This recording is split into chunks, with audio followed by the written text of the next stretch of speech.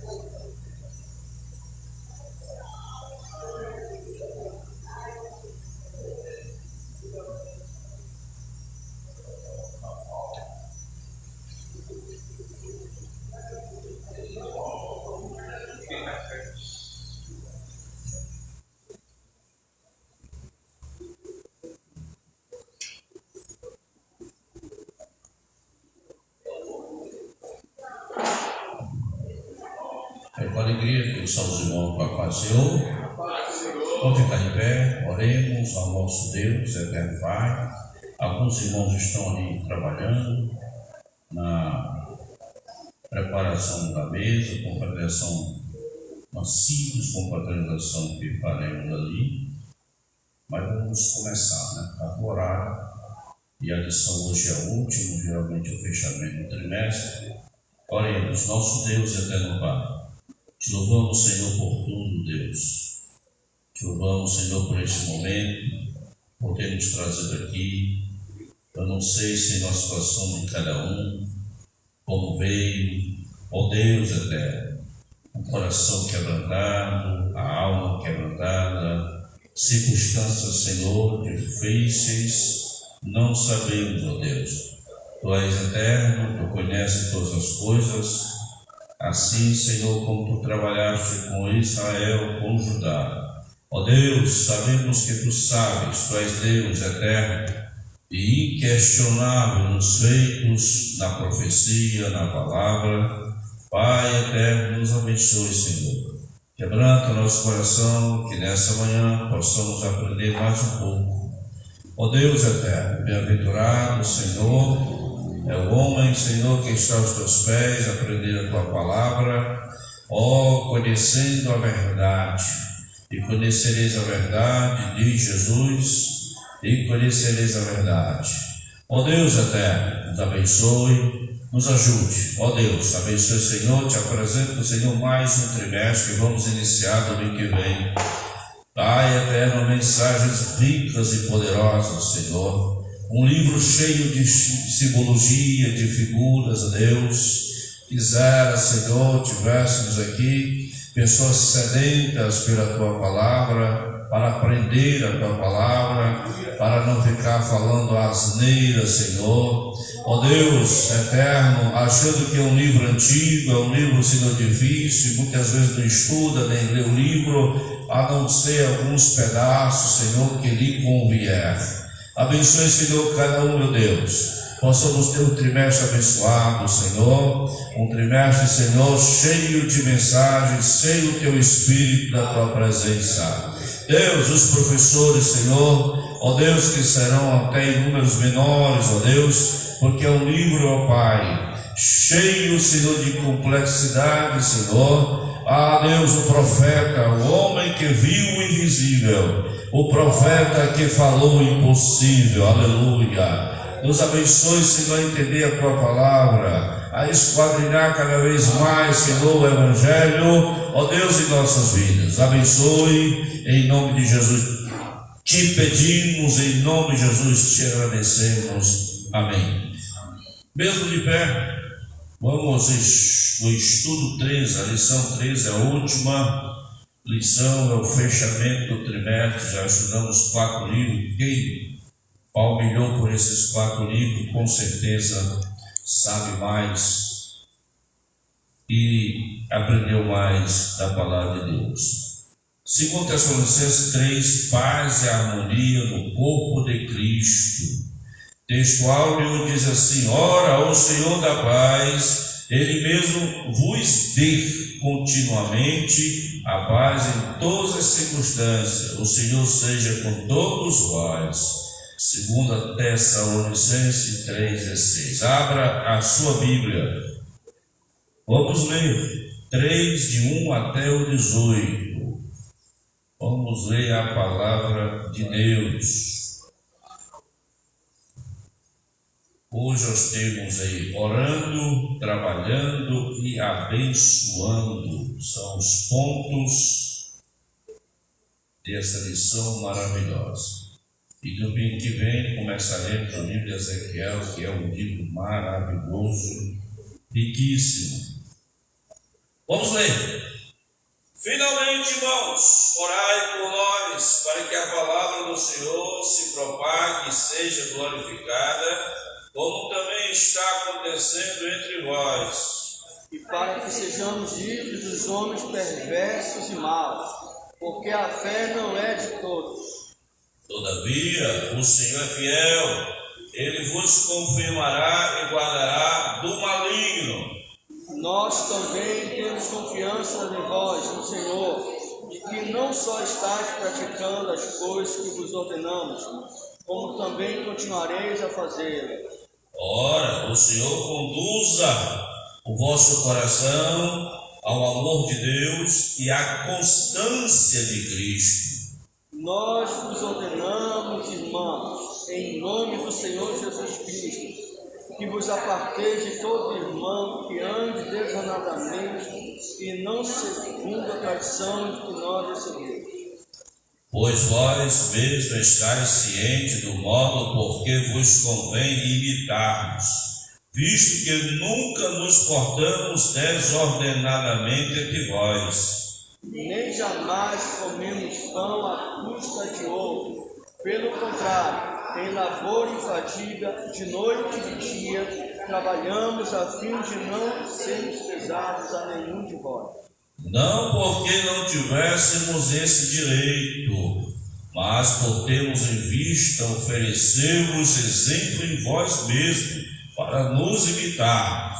Porque, quando ainda convosco, vos ordenamos isto: se alguém não quer trabalhar, também não coma.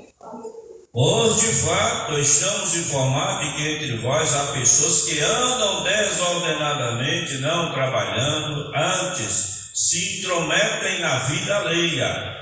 A elas, porém, determinamos e exortamos no Senhor Jesus Cristo, que, trabalhando tranquilamente, comam o seu próprio pão.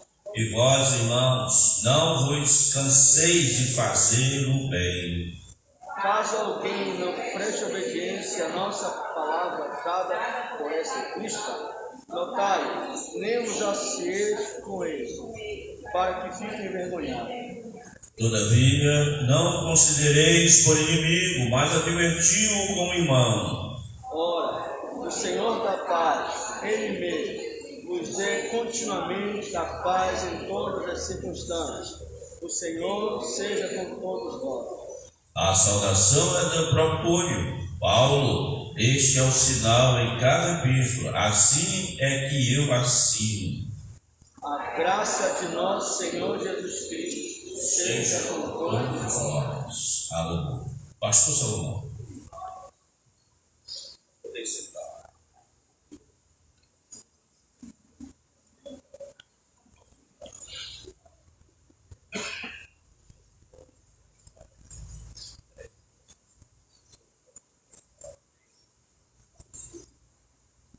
Queridos, paz do Senhor, irmãos,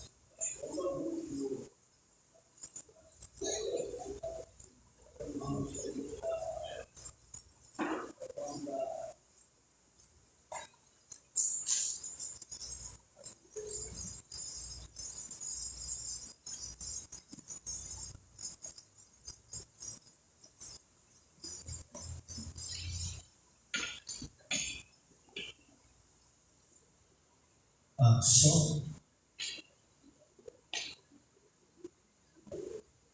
Queridos, paz do Senhor, que bênção, estamos aí nessa última lição, uma lição que vai fechar este ciclo de estudos, né, sobre essas cartas tão importantes, escritas pelo apóstolo Paulo.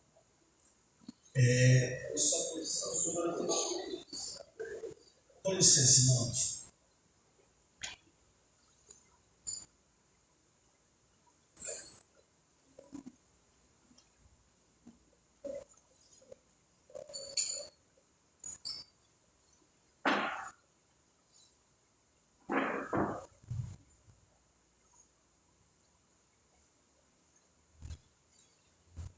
Vai fechar esse ciclo de estudos que realmente nos fazem crescer, irmãos, em conhecimento, em graça, e louvado seja o nome do Senhor por isso. Hoje seria o pastor Guilherme que estaria dando a aula, né? Só que eu daria aula no domingo passado, nós tivemos uma confraternização, aí eu estou aqui aí como pastor. Que honra poder estar encerrando esse momento tão importante. Hoje o estudo é estudo 13, 2 Tessalonicenses 3, paz e harmonia no corpo de Cristo. Irmãos, aqui nós já sabemos, devido a essas séries de ensinamentos, a gente já sabe que a igreja de Tessalônica estava vivendo alguns problemas ainda da primeira carta. E é por isso que Paulo ele escreve novamente uma segunda carta aos Tessalonicenses para corrigir alguns problemas que ainda estavam acontecendo ali na igreja de Tessalônica. E Paulo aqui no capítulo 13 especificamente, que é o capítulo que nós vamos tratar, eu até peço aos irmãos que mantenham as suas Bíblias abertas. Eu sei que o irmão Nelson vai colocar lá, mas também é importante nós acompanharmos aqui, se for possível, na nossa Bíblia. No capítulo 3 aqui, Paulo ele vai resolver algumas questões sobre a harmonia no corpo de Cristo. Paulo ele vai falar, por exemplo, sobre alguns problemas de preguiça, de ociosidade que estava acontecendo ali na igreja de Tessalônica. Paulo ele vai resolver e quer resolver vários problemas que estavam acontecendo na igreja. Uma coisa interessante que eu vejo no apóstolo Paulo é que Paulo não fechava os olhos para os problemas que estavam acontecendo na igreja. Pelo contrário, ele procurava identificar os problemas, como também corrigir os problemas por meio de ensinamentos. Isso é muito importante. Paulo não empurrava a igreja com a barriga, vamos dizer assim, é uma expressão que se usa muito, mas Paulo procurava corrigir. Como um pai que ama seus filhos, ele procurava corrigir sempre a igreja ao direcionamento que Deus tinha para aquela determinada igreja. E aqui, meus irmãos, no capítulo 3 de 2 Tessalonicenses, Paulo, ele começa, por exemplo, versículo de número 1, 2 Tessalonicenses capítulo 3, versículo de número 1, se alguém puder ler bem alto para nós. Eu não quero aqui ensinar sozinho, quero que os irmãos participem desta aula. Quem pode ler bem alto, irmãos, uma voz forte? Vamos lá. Finalmente, irmãos, orai por nós, para que a palavra do Senhor se propague e seja glorificada, como também está acontecendo entre vós. Sabe o que é interessante, irmãos? Que um apóstolo está pedindo oração. A gente percebe que Paulo ele não era orgulhoso, mas Paulo era alguém que também necessitava e carecia de oração. Alguém poderia olhar, por exemplo, para Paulo, para o apóstolo Paulo, e dizer: Paulo, ele é um homem que tem todos os dons, um homem que, uma vez ele estava pregando, irmãos, caiu no Eutico, ele disse: licença, o obreiro caiu lá de cima, ele ressuscitou Eutico, através do poder de Deus, lógico, e voltou a pregar. E é interessante como Deus usava Paulo, mas mesmo Paulo, alguém dotado de tantas habilidades, conhecimento, poder de Deus, graça de Deus, é alguém que necessitava de oração. Interessante que Paulo, aqui ele fala sobre a prioridade da palavra do Senhor na vida da igreja. Paulo ele diz assim: finalmente, irmãos, orai por nós. Para quê? Qual é o propósito desse pedido de oração? Para que a palavra do Senhor se propague. Aqui a gente entende, e Paulo deixa claro, que o resultado do reino de Deus e a propagação, a eficácia do Evangelho, irmãos, ela depende de uma ação humana, que é a nossa ação de pregar sobre Jesus. E também acompanhada, logicamente, de uma ação divina. Ou seja, até para pregarmos a palavra, nós precisamos entender que precisamos dessa cooperação divina, essa cooperação do Espírito Santo de Deus na nossa vida. A gente percebe, por exemplo, que quando se trata de reino, o próprio Senhor Jesus uma vez disse: olha, a seara é grande, poucos são os trabalhadores. E o que o Senhor Jesus disse? Olha, o Pai vai enviar um monte de trabalhador aí. É assim que ele começa dizendo? Ele disse: não, óbvio. Rogai ao Pai, ao dono da obra, para que envie trabalhadores para a sua seara, porque a seara é grande e poucos são os seus trabalhadores. Então percebe que a propagação do Evangelho, a eficácia do Evangelho, ela também depende de uma ação divina. Hoje, já conectando com os dias atuais, hoje nós vemos por aí pessoas que, na verdade, aprenderam sobre como montar uma mensagem, como pregar uma mensagem, só que já não oram mais para pregar, não jejuam mais para pregar. Acabaram se tornando, ficando no quê? No automático. As pessoas aprenderam a fazer, mas deixaram de fluir em Deus. Você percebe, às vezes, que pessoas têm ricos conhecimentos, mas não há o poder de Deus. A igreja percebe quando um certo pregador, alguém, um mestre está ensinando, quando aquele pregador, quando aquela pessoa, ela buscou uma orientação divina para pregar e ministrar alguma palavra. Por isso, a palavra ela precisa ser pregada, mas percebe que Paulo diz assim mesmo, para que a palavra se propague, mas não só se propagar, mas que ela seja o quê? Glorificada. E o que é a palavra ser glorificada, irmãos? Irmãos, não é apenas vamos investir para que a palavra se propague, mas que ela seja glorificada. Esse sentido, ser glorificada aqui que Paulo está dizendo, é que ela tenha e surta muitos efeitos na vida de quem está ouvindo essa palavra. A palavra de Deus glorificada é quando alguém, por exemplo, receber a palavra, permite com que ela mude seu coração, se entregue a Cristo e passe a ter uma vida de maturidade, vida com o próprio Senhor Jesus. Ou seja, não é só sobre pregar, mas entender que nós precisamos do auxílio divino, auxílio do Espírito Santo de Deus. Então, assim, irmãos, percebe que Paulo se preocupa com a propagação e a glorificação da palavra. E quem prega é missionário. Quem prega, quem fala da palavra, propaga a palavra, é um missionário de Deus. Aqui Paulo está falando da importância de nós intercedermos, por exemplo, pela própria obra missionária. Irmãos, tem muita coisa na igreja. Eu acredito que a igreja pode fazer muitas coisas. Ela pode até acumular muitas atividades, muitas coisas, e eu creio nisso. A igreja precisa, quando começou até a mudança, por exemplo, de uma geração onde, por exemplo, a geração da tecnologia, pastor, nós vamos ou não usar celular, vamos ou não permitir, ai meu Deus, é o anticristo, não. Aí alguns entendem, não precisamos, vamos ficar somente aqui dentro da igreja, não precisa fazer vídeo, permitir nada, bora ficar aqui, porque nós somos igreja. Eu não entendo assim, não. Eu creio que a igreja precisa estar em todos os lugares da sociedade, sendo sal da terra e luz do mundo. Só que, se eu creio também que a igreja precisa entender que o Senhor disse, olha, que possamos fazer estas coisas sem abandonar aquelas outras.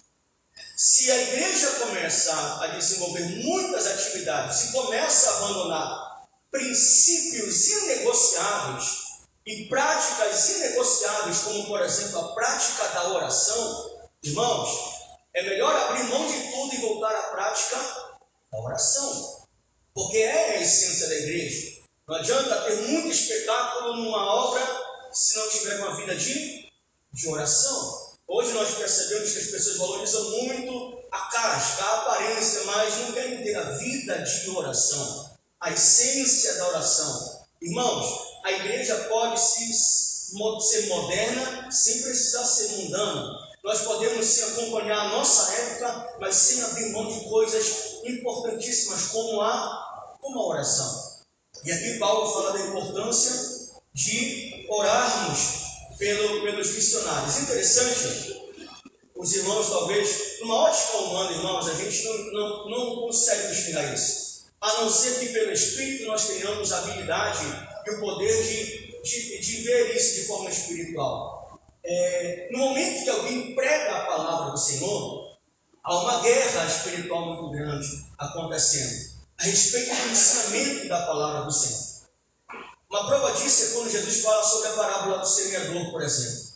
Um semeador saiu a semear, mas você percebe que todas as sementes não caíram em terra fértil. Até uma semente cair numa terra fértil, ela primeiro caiu na beira do caminho, onde veio as aves, pegaram a semente e levaram. Aí outras caíram no meio de espinhos, os espinhos a sufocaram. Depois caiu no meio de alguns lugares que não tinha raiz, aí ela cresceu um pouco, depois logo se desfez. Até que a semente caiu numa terra boa.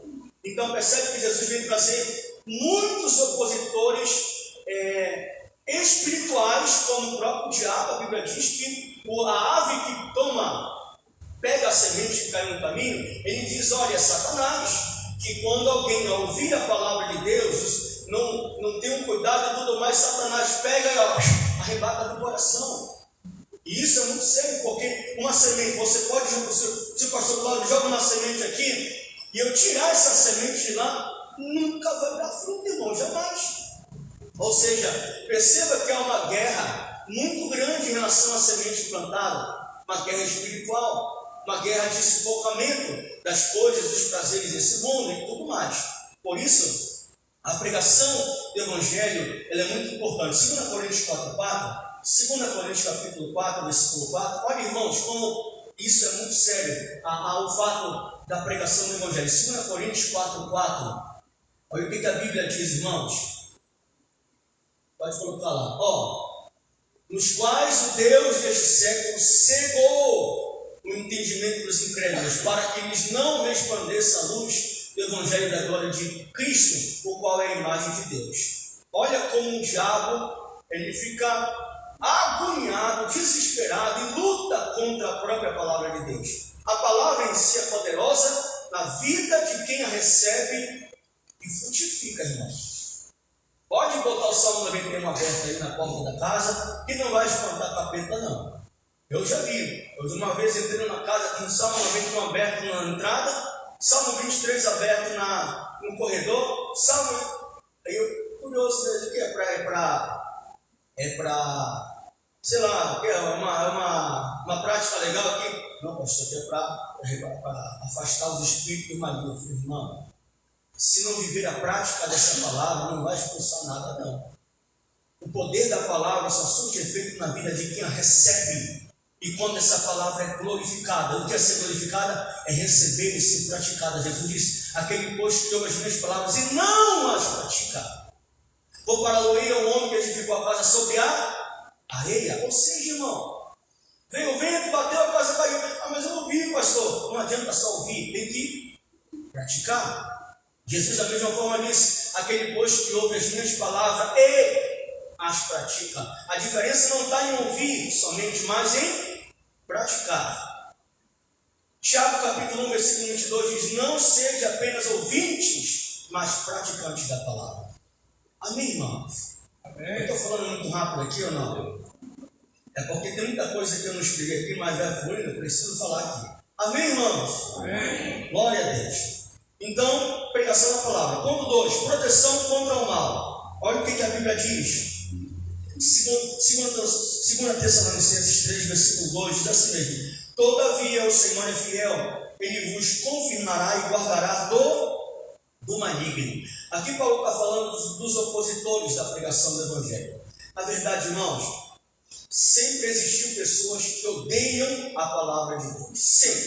Sempre haverá os opositores. E o problema dos opositores é que muitos têm tanta raiva que têm a capacidade até de matar quem acredita na palavra do Senhor. Semana passada eu encontrei um vídeo na internet, foi muito triste, passou no jornal, acredito que foi no Maranhão, um homem que simplesmente chamou o pai de família, ele era cristão, chamou o pai de família, ele chegou no caminhão, o pai de família saiu e disse: oi vizinho, era o vizinho dele. Ele disse: oi vizinho. O rapaz pegou uma espingarda, matou o cara. Aí o filho olhou na janela e disse: o que aconteceu? Ele matou o filho também.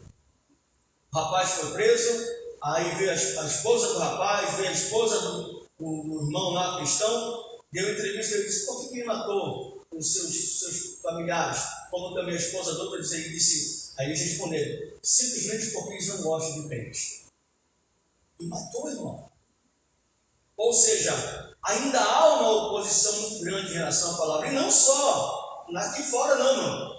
Nas universidades isso acontece muito. Se você é cristão, é perseguido. Se você acredita em Jesus, acredita no Filho de Deus, há uma perseguição, então essa perseguição sempre haverá. Mas perceba que Paulo, com a pedir oração, ele crê tanto no poder da intercessão que ele diz: mas fiel é o Senhor, ele vos confirmará e guardará do maligno. Quando nós intercedemos pelos nossos irmãos, por um missionário, irmãos, Deus é poderoso para livrar de homens maus, irmãos. Não tenho tempo para contar aqui tantas experiências que eu já escapei, eu já até contei aqui talvez na igreja uma vez, que tentaram me esfaquear. Em uma oportunidade que eu fui pregar em Macapá, estavam preparando já todo seco para, no momento que eu estivesse indo para a igreja, me matarem a facada ali.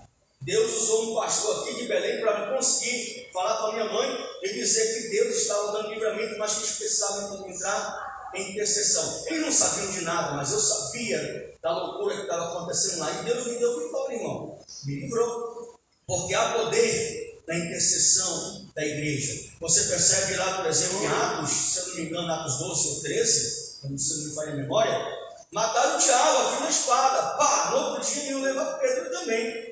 Pedro já estava conformado, eu sou próximo. Mas a Bíblia diz: mas a igreja estava em incessante oração pela vida de Pedro. Aí o que o Senhor disse? Enviou um anjo lá: Pedro, cadê o Pedro? Roda, caiu a algema, pega a tua capa, vem embora e temos umas obras ainda para tu fazer. E Pedro saiu da prisão. Por isso é importante a intercessão, a poder da intercessão da igreja, irmãos.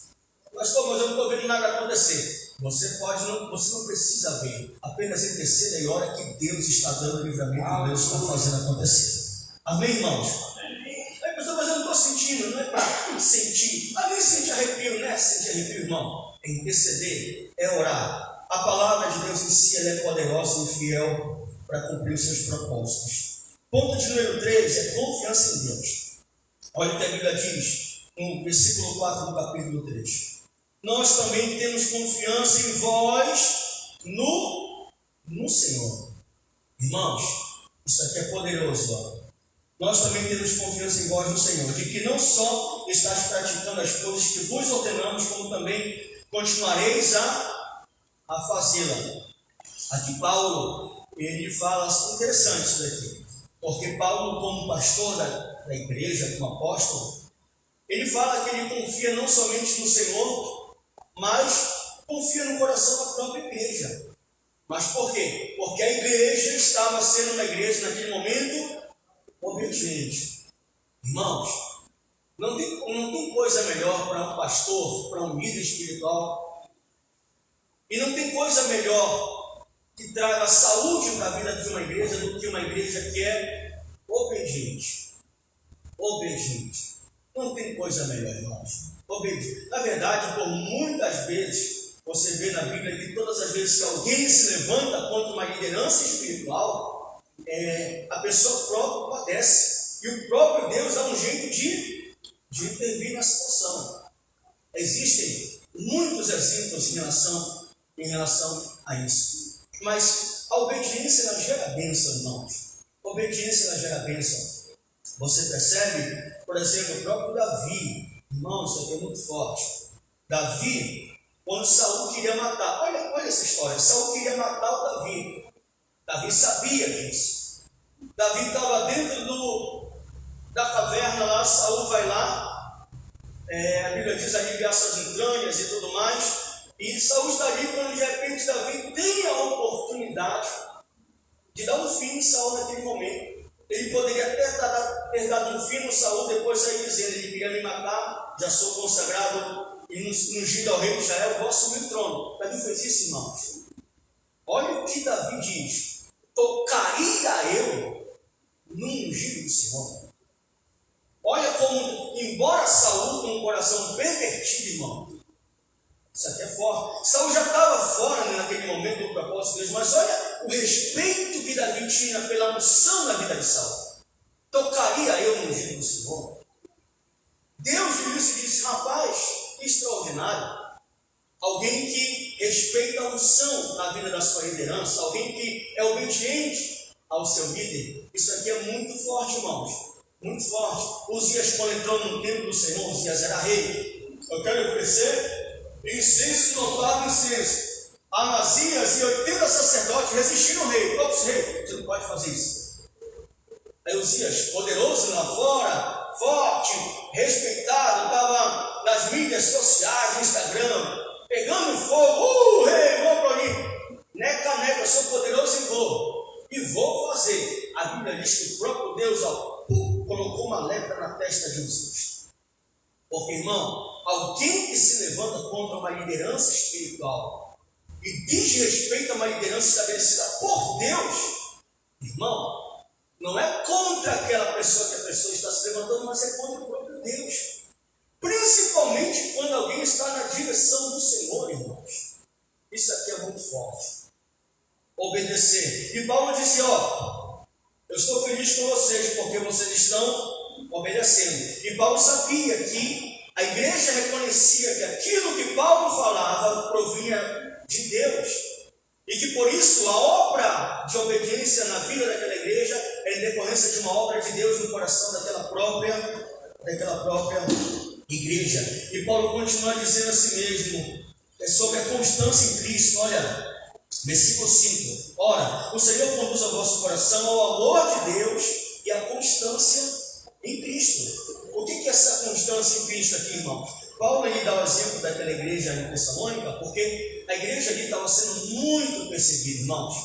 Irmãos, o negócio estava pegando fogo em Tessalônica, que eles até talvez achavam, sei lá, que o imperador romano lá, algum deles, poderiam, por exemplo, ser até o próprio anticristo. E eles achavam que Jesus podia vir a qualquer momento, no máximo dentro de alguns dias. Então, era uma perseguição acirrada contra a igreja. Mas aí Paulo disse mesmo, olha, que o Senhor conduza o vosso coração ao amor de Deus e à constância em Cristo. Por quê? Porque Jesus é o maior exemplo de servo que mesmo diante de muita perseguição, ele permaneceu o quê? Fiel, servo e obediente até a morte de cruz. Jesus é o nosso maior exemplo. Aí os irmãos estão numa situação. Aconteceu com outra igreja, uma irmã havia desligada, eu disse, meu Deus. Aí eu fui lá com a minha esposa, o que aconteceu, irmã? Não, pastor, não deram oportunidade, eu sou perseguida. Aí eu deram a paz do Senhor, minha irmã, ela estendeu a mão, eu disse, e aí? E aí que eu me senti rejeitado de ninguém. Eu falei, irmão, coisa tão supérflua, sabe? Irmãos, a exemplo de Cristo, nós temos que entender que a fidelidade a Deus não é somente em momentos de bênçãos, mas principalmente diante de muita perseguição.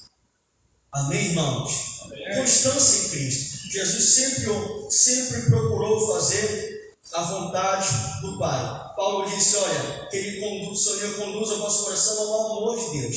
Por que o amor de Deus, irmãos? Porque o amor de Deus é a base da unidade da igreja.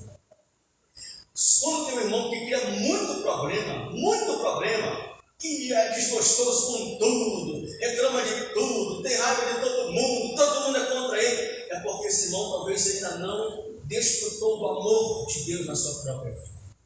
O amor de Deus na sua própria vida. E quando nós somos envolvidos por esse amor, nós transbordamos esse amor e conseguimos viver a base da união, a unidade da igreja aqui na terra. Amém, irmãos? Amém. Os irmãos meio calados, meio comentalado, mas tudo bem. Vamos com ele. É porque ainda tem um mistério atrás, né, irmão? Ponto 3. Vamos lá, irmãos. Trabalhando. Irmãos, isso aqui é forte. Ó. Tem muito cuidado na hora de falar isso aqui. Ponto 2. Trabalhando. Paulo fala da importância do trabalho. Do trabalho, irmãos. Olha o que o versículo 10 diz, versículo de número 10. Olha o que a palavra diz. 2 Tessalonicenses, capítulo 3, versículo 10. Porque quando ainda convosco vos ordenamos isto, se alguém não quer trabalhar, também não coma. Irmãos, aqui Paulo está falando sobre algumas pessoas desordenadas no meio da igreja. Desordenadas. E olha a orientação do apóstolo Paulo. Ele ordena, irmãos,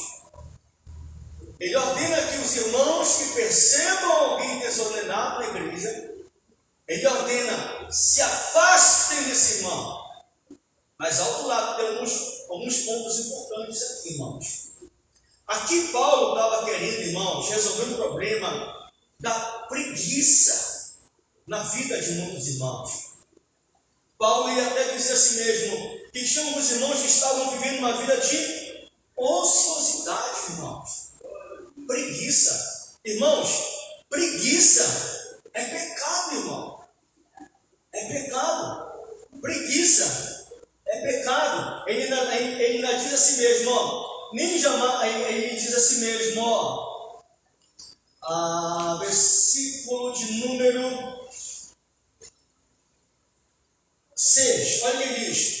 Nós vos ordenamos, irmãos, em nome do Senhor Jesus Cristo, que vos aparteis de todo irmão que ande desordenadamente, e não segundo a tradição de que nós recebemos. Pois vós mesmos estáis cientes do modo porque vos convém imitar-nos, visto que nunca nos portamos desordenadamente entre vós, nem jamais comemos pão à custa de outro, pelo contrário, labor e fadiga de noite e dia. Trabalhamos a fim de não sermos pesados a nenhum de vós, não porque não tivéssemos esse direito, mas porque temos em vista oferecer-vos exemplo em nós mesmos para nos imitar.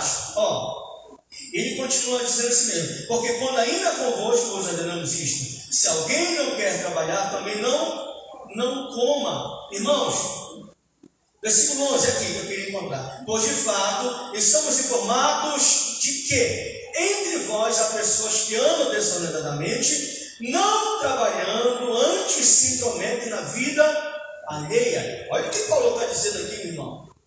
Que alguém que é preguiçoso, não trabalha, está ocioso, tem um potencial de ser alguém desordenado e ainda se meter na vida dos outros, irmão.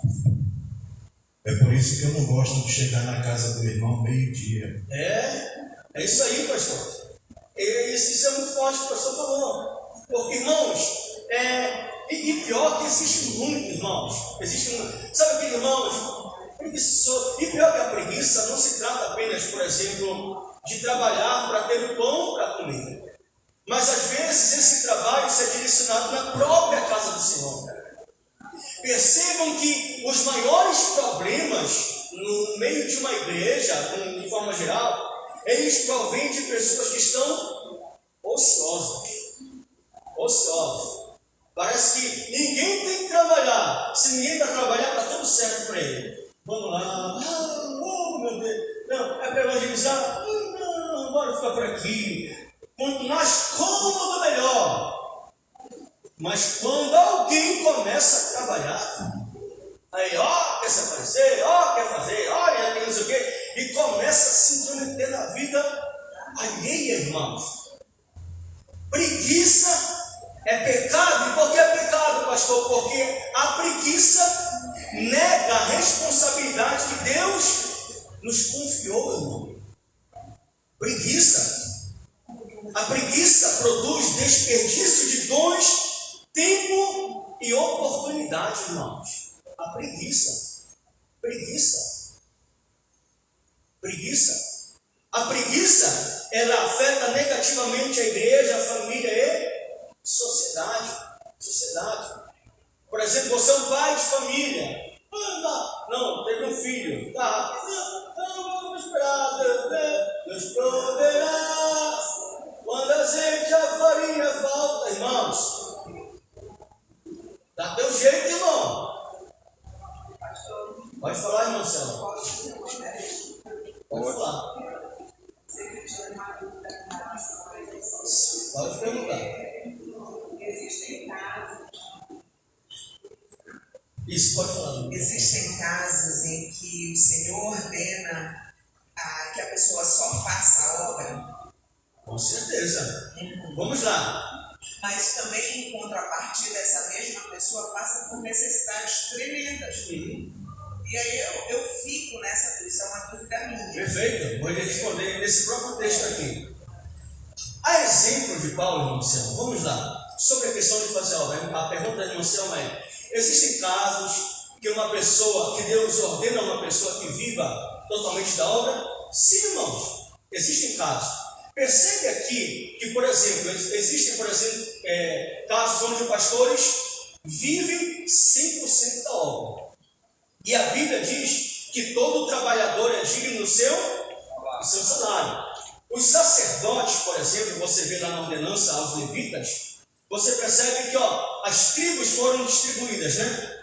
Vamos distribuir uma herança para fulano de tal, fulano de tal, fulano de tal, fulano de tal. Quando chega essa ordenança lá para os levitas, quem são os levitas? São da descendência da tribo de Levi, que são os sacerdotes, os levitas, os que cuidavam das coisas do Senhor.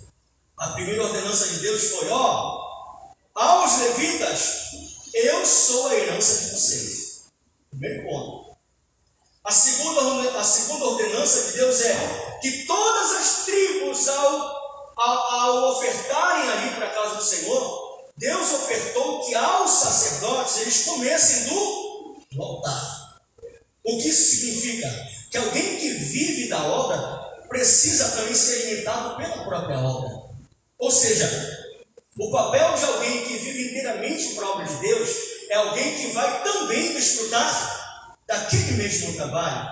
Você percebe que o próprio apóstolo Paulo aqui, nessa situação, olha o que Paulo diz. Paulo ele não invalida, por exemplo, alguém que vive da obra e é sustentado pela obra. Ele diz aqui no versículo de número...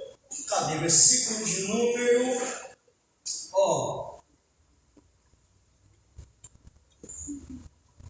Versículo de número 8. Versículo de número 8 lá, irmão Nelson. Olha o que a Bíblia diz.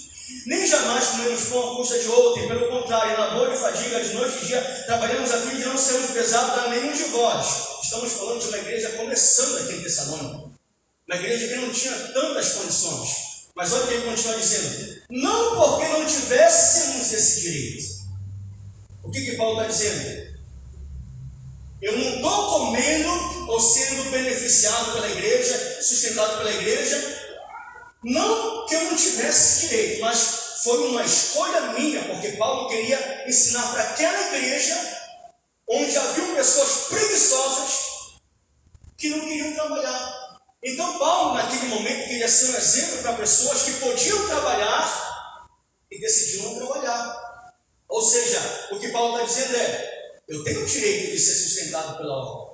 Há momentos onde Deus diz a si mesmo, viva da obra com toda certeza. Padece necessidade. Na verdade, Marcelo, existem muitos textos na Bíblia onde pessoas padecem necessidade. No entanto, há uma promessa de Deus, como o próprio Davi disse, olha, fui moço e eis que agora sou velho. E nunca vi um justo desamparado, nem a sua descendência mendigar o pão. Nós temos que separar muito essa questão de o que é ser suprido pelo Senhor. O que é viver da obra? É enriquecer? O que é viver da obra? É não ter absolutamente nada? Então existem muitas nuances em relação a isso. Quando Paulo, por exemplo, fala ao próprio Timóteo, dizendo assim mesmo, Timóteo, tu tem o que comer? Tu tem um cobertor para te cobrir? Tu tem alguma coisa para fazer? Então, aprenda a viver contente com aquilo que você tem, Timóteo, com o necessário. É por isso que é interessante essa pergunta, porque tem algo que precisa ser desmistificado na mentalidade de muitos irmãos. É que, por exemplo, pastor não pode ser sustentado pela obra. Quem disse isso? Quem disse isso? Sim.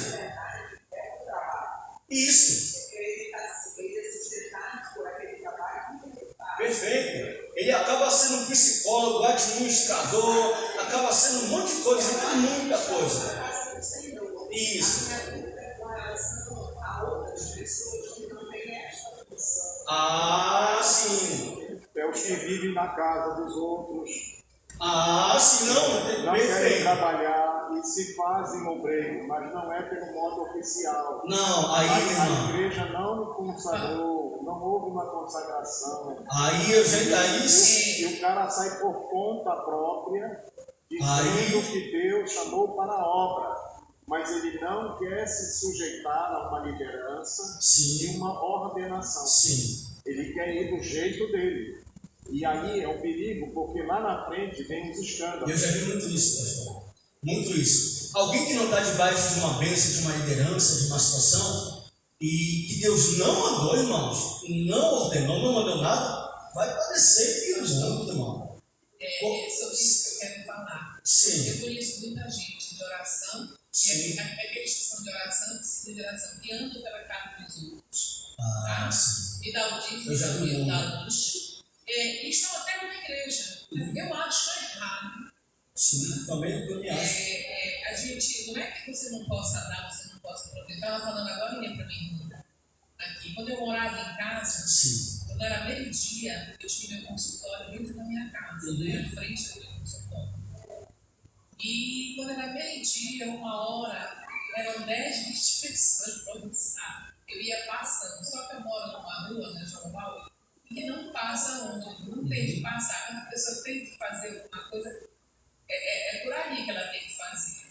Então, assim, a irmã, eu acho que ela quis dizer, tem muita gente que diz que vive da obra, ela fica dentro da sua casa, tem até uma igreja, mas ela vai da igreja, dentro da sua casa, um monte de oração, é diferente, tá? E recebe ali o dízimo, recebe ali as ofertas. Eu acho esquisito isso, porque eu acho que Deus fundou a igreja, né? Foi a fundação de Deus, a igreja, para nós estarmos ali reunidos. Não que a gente não possa orar na nossa casa, não que a gente não possa prover as coisas para o irmão, tudo é preciso pedir. Aquele que vê a necessidade do outro, não supre, podendo suprir, eu acho que já está em pecado, sabe? Se eu posso suprir, eu vou suprir. Se eu não suprir, se eu não posso ser generosa, eu acho que tem Deus na minha vida. Mas assim, eu falo com os irmãos que andam,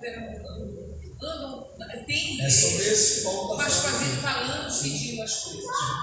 Nesse caso, irmãos, é delicado. A pessoa, eu sou profeta, eu sou missionário. Aí a pessoa coloca a casa em risco. Tem uma esposa, tem um filho. Bora-se embora, não sei para onde, porque vamos viver da obra. Irmão, tem que ter um direcionamento. Tem que ter um direcionamento de Deus.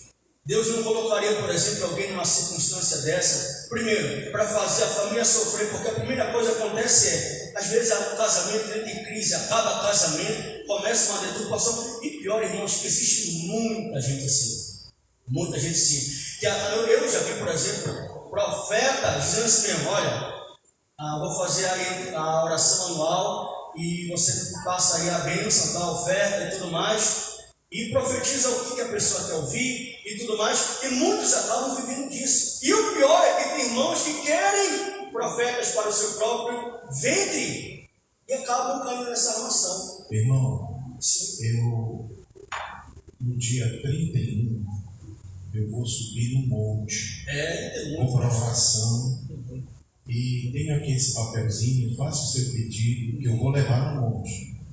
Mas a senhora sabe que para mim chegar no monte, eu tenho que pegar um Uber. A senhora pode me ajudar também. Ou amanhã eu vou na sua casa. Deus mandou eu ir na sua casa, orar por você, fazer uma campanha de oração. Aí chega em casa com o celular velho. Irmão, estou orando a Deus para me dar um celular, isso aqui o WhatsApp não está mais funcionando, eu não consigo atender as agendas e os pedidos de oração. Então, amados, é uma confusão e um desvio da personalidade de Deus. É verdade. O cara está fazendo Deus de trouxa, um Deus de recadinho, de coisa, sabe? E o pior é que essas pessoas têm uma lábia, têm palavra, convencem. Parece que Deus fala com elas todos os dias, de manhã, de tarde e de noite. Eu oro tanto, e às vezes é difícil assim, a gente tem uma intuição, às vezes a intuição não é a voz de Deus, é uma intuição. Mas as pessoas dizem, o Senhor falou comigo, o Senhor me disse, eu fico assim assustado da forma como toda hora Deus está falando com essa gente, e às vezes fora da Bíblia. É verdade. Então a gente está realmente, o movimento pentecostal, infelizmente, o inimigo veio e trouxe confusão por causa dos dons do Espírito Santo. É porque Paulo tinha esse problema lá na igreja em Corinto, né? E teve que dar uma lição para corrigir. E aqui no caso de Tessalônica, exatamente, alguns aproveitadores fazendo esse mesmo trabalho. Então já se percebe que isso é uma modalidade antiga. Isso, inclusive, no tempo desse, eu não orou por mim, pegou uma profecia e tal, e está forte. Aí quando terminou ele falou, pastor, estou querendo aí comprar uma questão de um celular. Um celular, irmão, um celular. Eu tinha até um celular lá em casa, eu ia até emprestar para o irmão, mas era um Samsung. Ele falou, eu falei, olha, eu tenho um celular, eu posso me emprestar? Não, mas eu preciso estar com umas milhas aí. Eu falei, irmão, mas o senhor pode me emprestar o seu cartão? É um iPhone 15. Eu disse, não, meu amigo, Deus abençoe, meu irmão, não tem como. E tem gente que se enrola, irmão, se enrola. Mas foi Deus, é um homem de Deus. Cuidado, tem que ter cuidado com isso. Nós temos uma irmã que se congrega aqui, o filho dela não quer mais nem ver crente. Porque ela foi dessa de emprestar o cartão e acabou com uma dívida tão grande que o filho teve que pagar. E veja só que testemunho veio do coração desse rapaz. É triste, irmão. Pessoas preguiçosas que querem se aproveitar desse sentido aí da fé e enganar o coração de muitos irmãos. Olha o que a Bíblia diz, Provérbios 6,6. Bem rapidinho, Nelson. Só em Provérbios 6,6, só para a gente ler para passar para a gente continuar correndo aqui. Que tem um mistério ali ainda. Provérbios 6,6. Olha o que a Bíblia diz. Vai ter com preguiça, ou vai ter com uma formiga ou preguiçoso? Considere os seus caminhos e ser sábio. Versículo 7. Passa. Não tendo ela chefe, nem oficial, nem comandante, passa. No estio, prepare o seu pão na cega, ajunta o seu mantimento, passa. Ó preguiçoso, até quando ficarás deitado? Vida cruel, esse eu reprovei. Quando te levantarás do teu sono? Um pouco para dormir, um pouco para tosquenejar, um pouco para cruzar os braços, repouso. Assim sobrevirá a tua pobreza como ladrão e a tua necessidade como homem armado. Pastor, o diabo pastor, o diabo está mexendo. Não, irmãos. Trabalha, irmão. Eu tenho tantos versículos para ler aqui, mas depois eu passo para os irmãos para ler depois. Mas uma coisa que é interessante, Gênesis 2,15, irmão Nelson. Gênesis 2,15. Olha o que a Bíblia diz. O trabalho não é resultado da queda do homem, irmãos. Tem gente que fala, eu já vi muita gente pregando sobre isso. Agora o homem vai ter que trabalhar porque o homem caiu. Mentira. Versículo 15, olha o que a Bíblia diz, irmãos. Isso aqui é antes da queda. Tomou, pois, o Senhor Deus ao homem e colocou no jardim do Éden para ficar só deitado lá, irmão. Ficar lá na rede, pegando ovinho, macaquinho, trazendo ovinho. Ovinho, glória a Deus, é isso? Para cultivar e o guardar.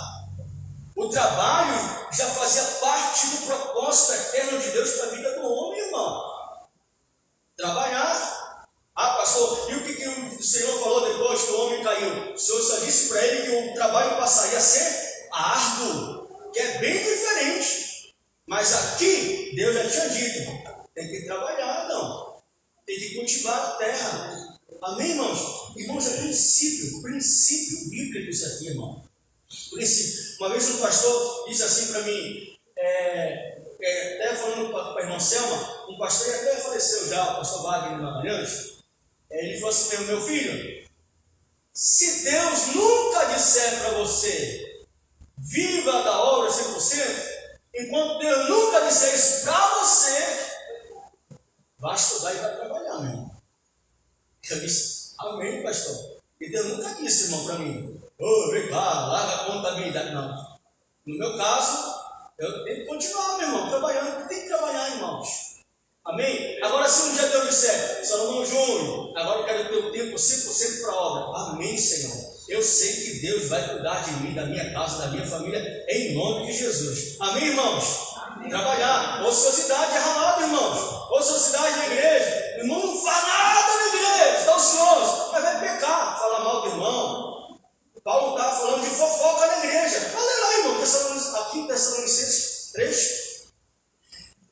Irmãos que iam falar da vida alheia, porque está ocioso, irmão. Quando a gente está ocupado trabalhando, ocupado orando, ocupado ensinando, ocupado fazendo, a gente não tem tempo, irmão. É quando aparece uma fofocada daqui. Meu irmão, dá licença.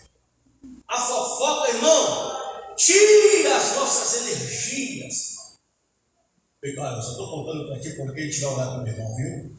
Não vamos falar aqui, olha, irmão, tu nem sabe. A irmã é só para a gente orar. Irmão. Amém, irmãos? Bora trabalhar, irmãos, em nome de Jesus.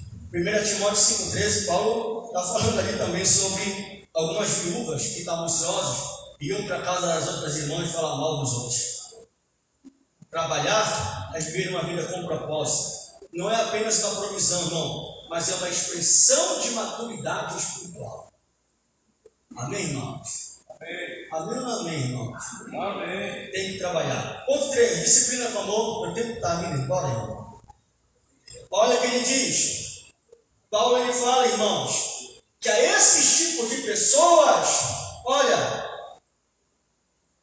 versículo 6, que vos aparteis de todo irmão que anda desordenadamente, não segundo a tradição que de nós recebeste, pois vós mesmos estáis cientes. Seus irmãos, o que Paulo está dizendo aqui, ó, esse irmão está desordenado, esse irmão está sendo intrometido, está, como o pastor disse, tudo é, acabei de orar por você, irmão, meu celular, irmão, Paulo, não é o que eu estou falando, não é Paulo.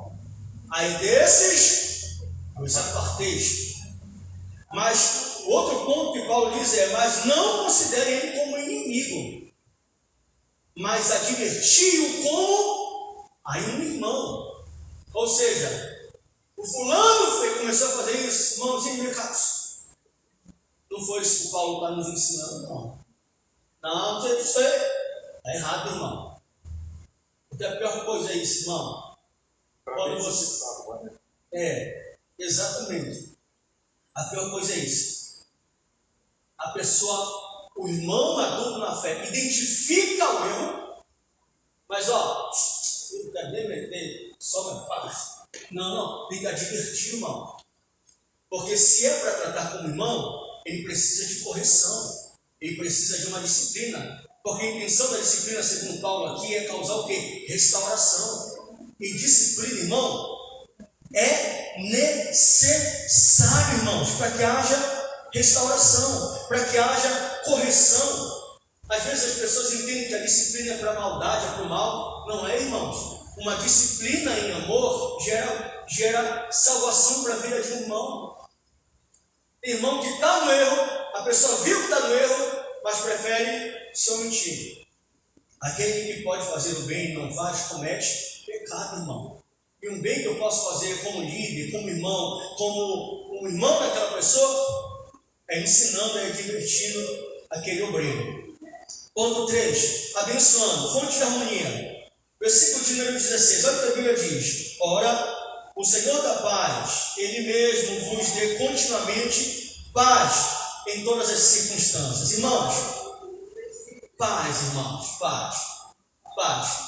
Tudo que a gente precisa é a paz de Deus, que excede todo entendimento. O que isso quer dizer? Não é uma paz que o mundo dá. A paz do mundo é uma paz circunstancial. Se eu tiver com dinheiro na conta, se as economias estiverem crescendo para mim, se todo mundo da família estiver com saúde, glória, se eu estiver empregado, se estiver indo tudo certo, então eu vou ter paz. Essa paz é do mundo. Mas a paz de Deus, ela independe das circunstâncias, irmãos. Eu não sei quem já desfrutou disso, mas eu já desfrutei dessa paz. Logo quando eu perdi a minha irmã, quando ela faleceu com câncer, as pessoas não entendiam porque nós estávamos em paz. Uns vizinhos católicos lá do lado da igreja, inclusive, um deles, o seu Lito, ele chegou para mim, com o seu Naldo também, que é católico, chegou para mim e disse mesmo: Júnior, vem cá, eu sou eu. Por que você não está aí pintando de chorar? Larissa, poxa, 22 anos, por que não estão desesperadas? A única coisa que eu respondi para o Mick lá e para o seu Naldo é: vocês não entendem, porque isso é a paz que provém de Deus, é a paz de Deus aqui. É a paz de Deus. E essa paz, irmãos, você pode estar no meio de um furacão, mas essa paz, quando, irmãos, atenção para cá, quando nós estamos com paz de Deus no nosso coração, a gente transborda essa paz para os nossos relacionamentos. Você já chegou perto de um irmão que você está até bem, mas você só é chegar perto dele que teu dia parece ficar ruim. Meu Deus do céu. Irmão, eu conheci meu irmão no Vale da Bênção, na estrada, né? Onde eu era pastor. Irmão, eu não entendia porque que a igreja estava indo tão bem. Quando a irmã chegava, de repente os irmãos, parece ser uma coisa, mudava o cenário. E eu disse que eu já sabia que era irmão que já tinha chegado lá. Irmão, era contar miséria e luta, segunda, terça, quarta, quinta, sexta. A conversa da irmã já era de lamúria, irmão. A cara dela ficava igual a cara do pânico, assim. Já andava assim, vida cruel. Ô irmã, pastor, tá tudo bem? Meu irmão, o diabo atentou contra a minha vida, mas ele, né? Irmão do céu, irmãos, a paz de Deus, você pode estar no meio de um furacão. Olha Jó, interessante Jó. Mesmo o capeta fazendo o que estava fazendo com a permissão de Deus, lógico. 10 filhos ele enterra de uma só vez, perde a empresa, perde a saúde, perde tudo.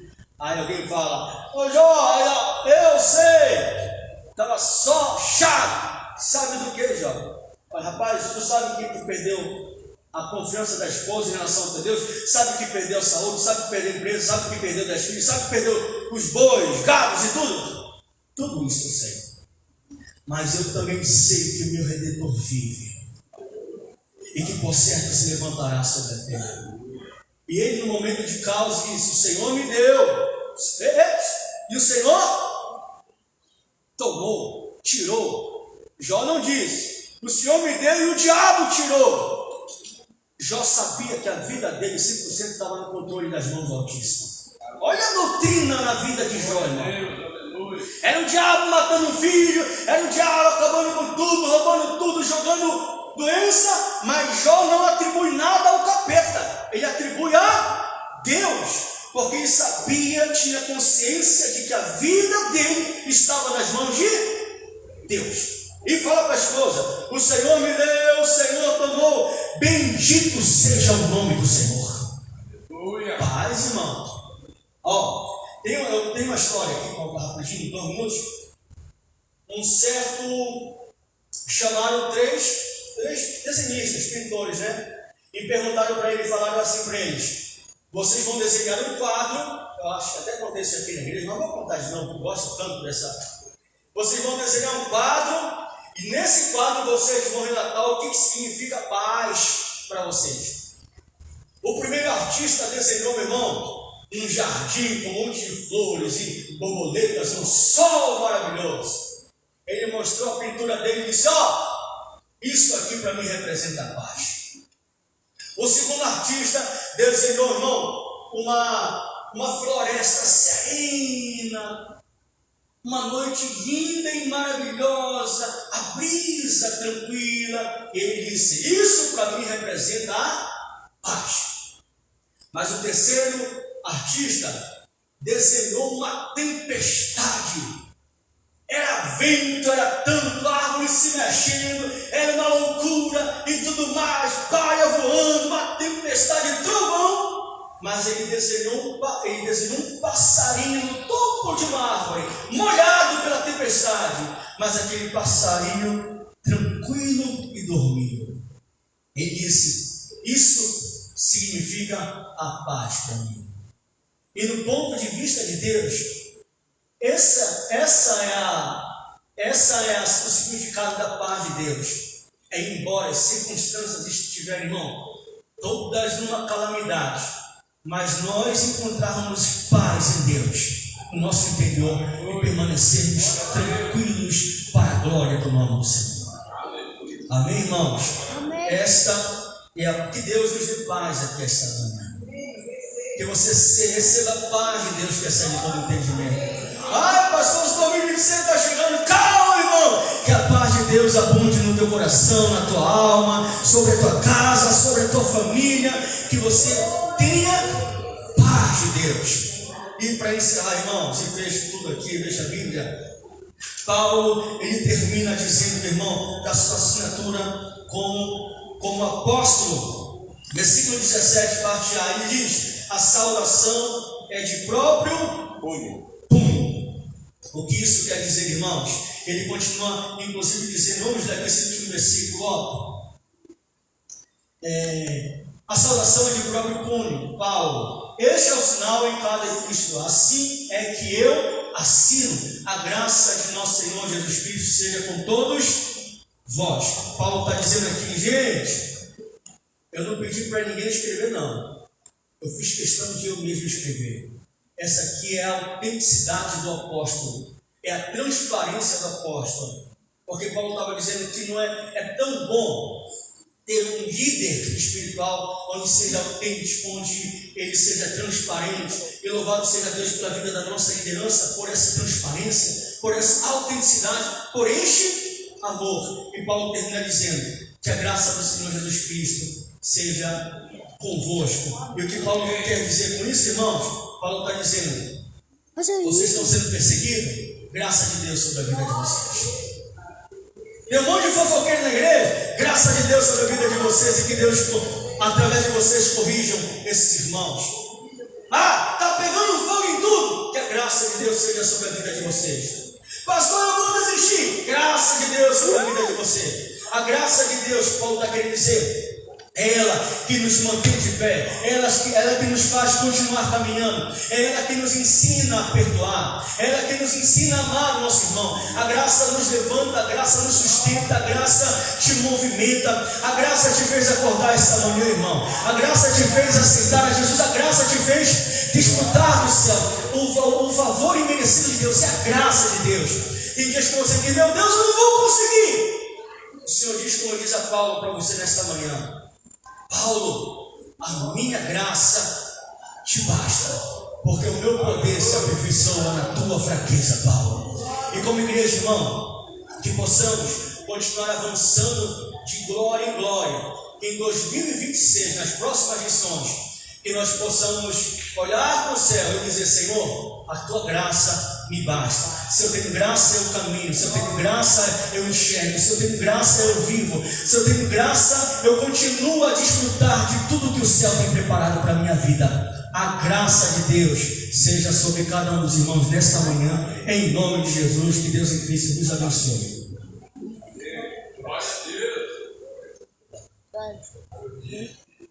Maravilha, né? Que maravilha, que momento especial, né? Glória a Deus, que aula. Eu acredito que nós saímos daqui com uma visão melhor, um conhecimento a mais. Esse ensinamento de Paulo, maravilhoso. As cartas terminaram aqui, essas 4 cartas. Domingo que vem começa com o livro de Ezequiel, aqui ele, profeta.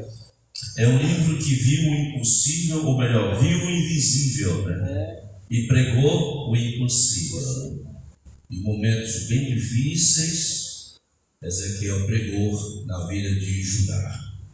E Deus teve um propósito, tudo aquilo em que pese sofrimento, apertos, dificuldades mais difíceis possíveis. Foi a pior situação em que Judá passou, pior delas. E ele presenciou os 3 anos mais difíceis de Judá, mas foi forte para pregar a palavra de Deus no meio daquela dificuldade, vamos dizer, é aquele quadro, né? A maior tempestade, o pássaro está lá cantando, né? Sabendo da forma indireta que aquela tempestade vai passar. Bom, Deus abençoe, receba a paz que Jesus nos prometeu, aleluia. Eu quero aqui parabenizar todos os professores e ser muito grato, a escola muito grata pela voluntariedade e que Deus tem trabalhado. O ano que vem começa, domingo que vem, já esta nova lição, já começando com tudo. Espero que você não perca e aproveite. É um livro difícil, para alguns não é canônico, para outros canônicos, enfim. Sobre o livro de Ezequiel há muitas especulações também, mas é um livro que está na Bíblia, é sim um livro consagrado, é um livro realmente canônico, é um livro de Deus, ó, e vai ter muito o que aprender nesse livro. Não perca essa lição. Eu só deixo aqui 1 Samuel capítulo 7, versículo 14. é um versículo-chave, e esses números dá para decorar. 7 é 3 mais 4. Quanto é que é 3 vezes 4? 12. Na verdade é 7 e 12, olha aí. 7 e 12 de Samuel. Coloca aí, irmão. 1 Samuel 7 e 12. 7 é a combinação de 3 e 4, e 12 é a combinação da multiplicação de 3 vezes 4. Então dá 7 para não esquecer. 7 e 12 de Samuel. É isso aí. Samuel. Até aqui nos ajudou o Senhor. Quem pode dizer amém? Amém. Chama aqui o pastor Guilherme. A oferta, né? Vamos orar. Pastor, o irmão Ricardo, estou profetizando, Jesus amado. O Ricardo vai cantar o hino enquanto estaremos contribuindo. Curve a sua cabeça. Nosso Deus eterno Pai, obrigado, Senhor, por este momento. Ó Deus, te agradeço desde já pelos irmãos, Senhor, que trouxeram, Senhor, um prato, que trouxeram, Senhor, a sua participação. Está muito bonita aquela mesa, Senhor. Abençoe de maneira maravilhosa cada um. Multiplica, meu Deus. Ó Deus eterno. Ó Pai eterno. Nas mãos daquelas irmãs que estão fazendo também ali, Senhor, naquela copa. Deus, te agradeço por tudo e te peço uma bênção especial para cada uma, Deus. Abençoe, Senhor, de maneira maravilhosa, Senhor. Ó Deus, assim, Senhor, nesse momento queremos contribuir. Deus, abra a janela dos céus. Não deixa faltar o necessário, Senhor, para podermos glorificar o Teu nome, exaltar o Teu nome. É o que te pedimos, Senhor, em nome de Jesus. Amém. A paz do Senhor, irmãos. A paz do Senhor. Aleluia. Vamos abrir nossos atos para louvar e agradecer o nome do Senhor Jesus. Um hino de número 178. 178. Gloriosa paz. Aleluia. Crendo em Cristo Jesus vim obter gloriosa paz, perfeita paz, ainda que as dores açoite meu ser, tenho doce paz, paz, paz, gloriosa paz, paz, paz, perfeita paz.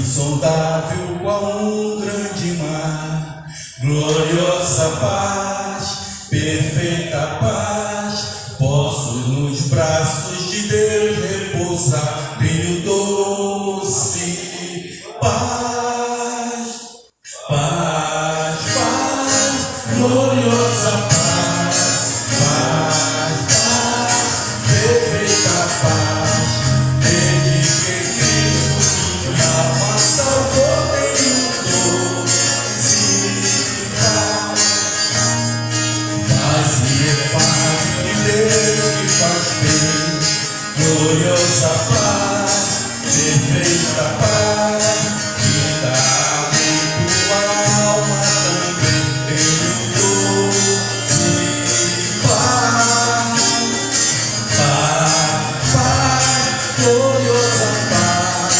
paz, paz, perfeita paz, desde que Cristo minha alma salvou, tenho doce paz, e nos conflitos como um tentador, gloriosa paz, perfeita paz, Cristo Jesus que fará vencedor, tenho doce paz, paz, paz, gloriosa paz, paz, paz, perfeita paz, desde que Cristo minha alma salvou, tenho doce paz. Aleluia. Maravilha. Que verso encerrar o ano com uma lição tão preciosa. Amados, eu vou fazer uma oração rapidinho, porque nós já vamos lá para trás. E logo após essa oração, quero tratar um assunto muito importante para todos. Amado Deus, Pai que está nos céus, por um assunto emergencial e muito importante para a tua igreja, eu te peço, Senhor, que sejam tapados todos os ouvidos de todo tipo de demônio que anda neste espaço, Senhor. Porque eu preciso falar de alguma coisa com a tua igreja, e o que nós acertarmos aqui será acertado no céu. Em nome de Jesus. Amém. Queridos, é o seguinte, a nossa vigilância, ela custa R$3.000. E como todo ano as coisas aumentam, o pastor Arão já está pedindo para a gente aumentar para 4.000.